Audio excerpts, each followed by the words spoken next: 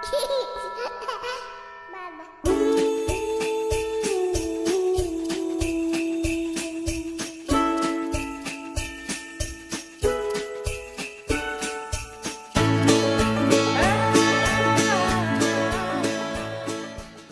verbe faire.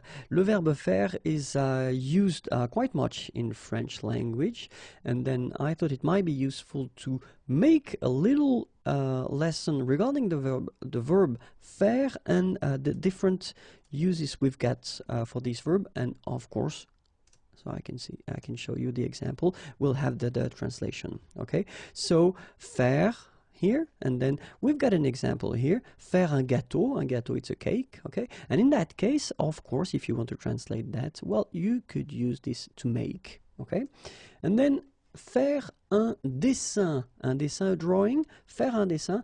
In that case, it would be translated with to do. Okay, so these are, of course, the two first translations that normally we tend to use when we translate the verb faire. Okay, but then we'll see that we've got other uses of faire. For instance, faire du piano. Okay, and in that case, well, clearly you would translate it with to play. Okay, faire du piano. Then it could be as well faire du football, so basket, whatever. So we're talking here about sport activity, and in that case it will be also to play. Okay, faire les magasins. Okay, magasins. We're talking about boutique, so shops, and in that case it would be to go shopping. Okay, so faire un gâteau, faire un dessin, faire du piano, faire du foot. Faire les magasins. Okay, let's see some other uses. Here, faire le mort. Okay, to play dead. Faire le mort, so it could be faire le fou, faire something. So actually, you pretend to be something that you're not. Okay, so in that case, faire le mort, to play dead.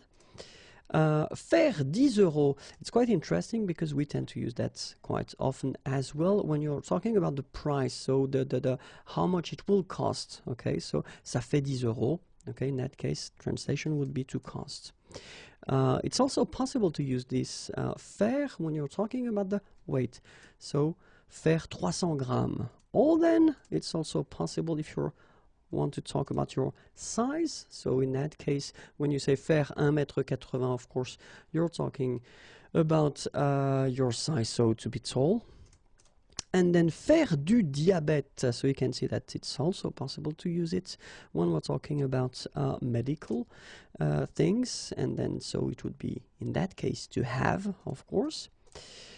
Ne rien faire, and especially this sentence, it's quite common to use this ça ne fait rien, okay, and the translation would be it doesn't matter. Okay, so ça ne fait rien, ça ne fait rien.